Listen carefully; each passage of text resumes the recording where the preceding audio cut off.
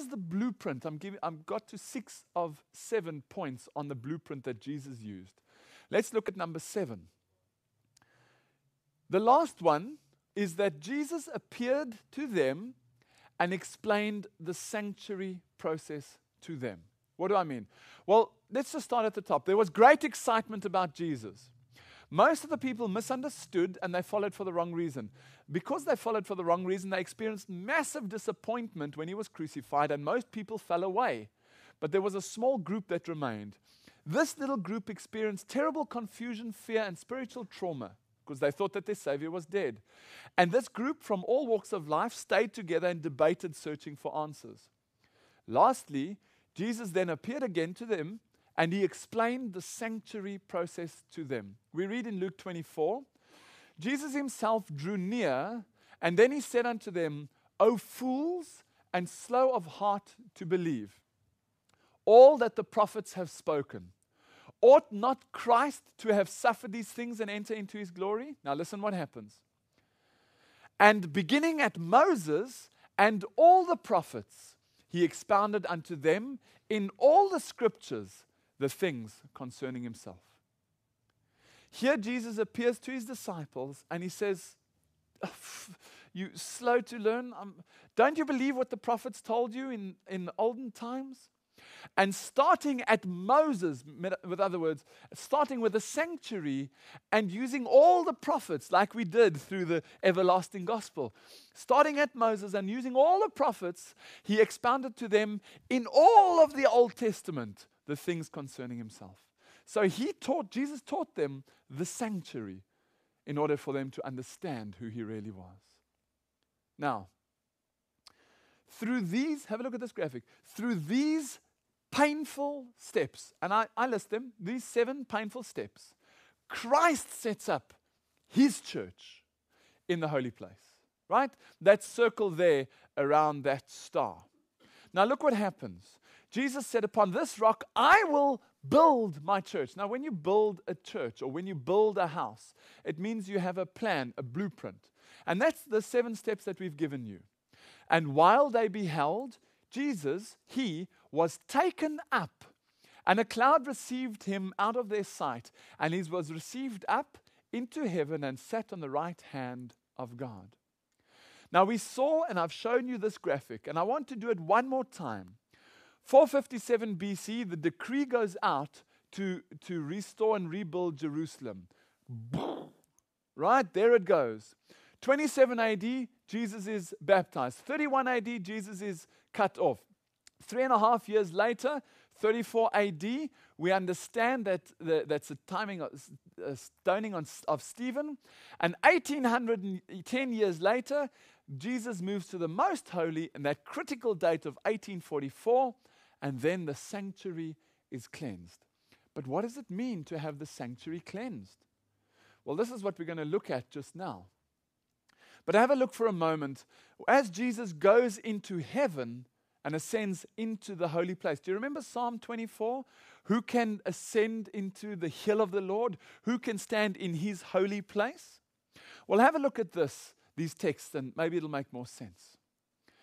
And behold, a door was opened in heaven, and into the second apartment went the high priest alone once every year.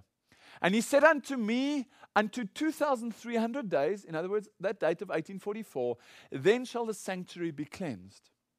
When you look at the parallels between the Old Testament and the New Testament, and you look at Leviticus, and you study the high priest and his role, you find out that Leviticus gives you the indication, and quite clearly, that the high priest would go every day into the holy place.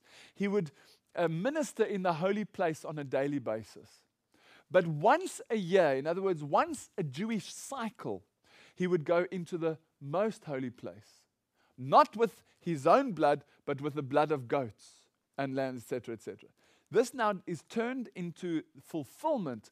Jesus goes into the holy place to minister on our behalf. And once between the time that he's crucified and his second coming, in other words, once in the cycle of Israel, he moves from the holy to the most holy. Read that text with me again. And behold, a door was opened in heaven. Into the second apartment went the high priest alone once every year.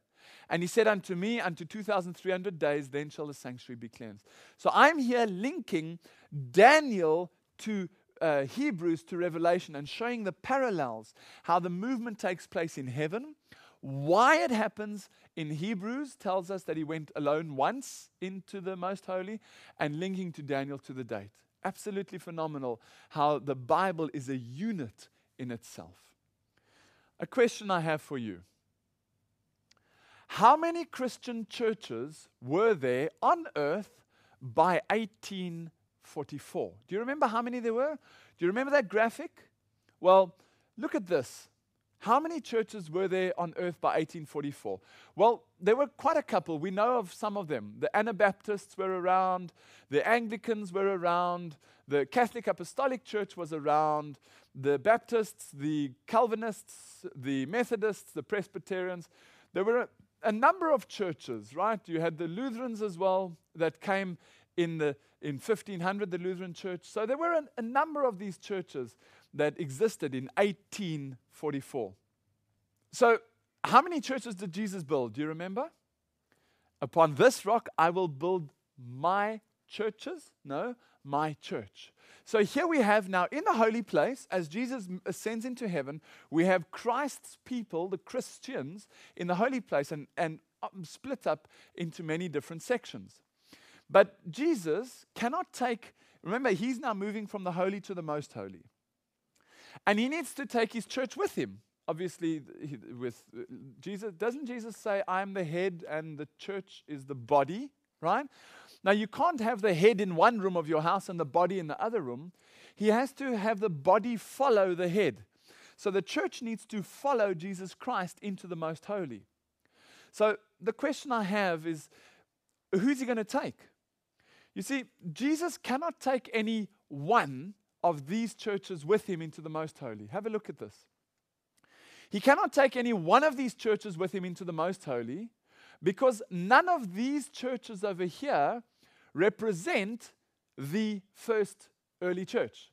The Lutherans, the Baptists, the Anabaptists, the Catholic Apostolics, the Anglicans, the Calvinists, the Methodists, the Presbyterians, whoever, if you look into their churches, they've all got different doctrines slightly to the first church.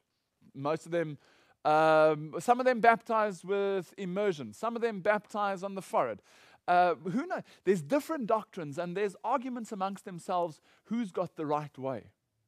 So Jesus, he can't be unfair to his church. He cannot take one of these churches with him. He can't, imagine he was to pick the Calvinists. He was to take the Calvinistic church into the most holy. That would be unfair to the others. It would almost be competitive. So he cannot take one church. Well, firstly, because he can't, because it's not like exactly the same as the original. But it would also cause competition. So he, Jesus, doesn't take one church with him. When he gets into the most holy, he rebuilds his church. He reestablishes his church. And if you had the drawings and the architectural diagrams of the building, of say you were to build a film studio, and you had the architectural diagram, if you wanted to rebuild that same building, would you go and draw different architectural diagrams? No. You take the same blueprint and you build the same building. So what Jesus does is he takes his church through 7 steps. He took his early church through 7 steps. And now he takes his new church through 7 steps. But it's so wonderful how Jesus says in John 10 verse 14, I am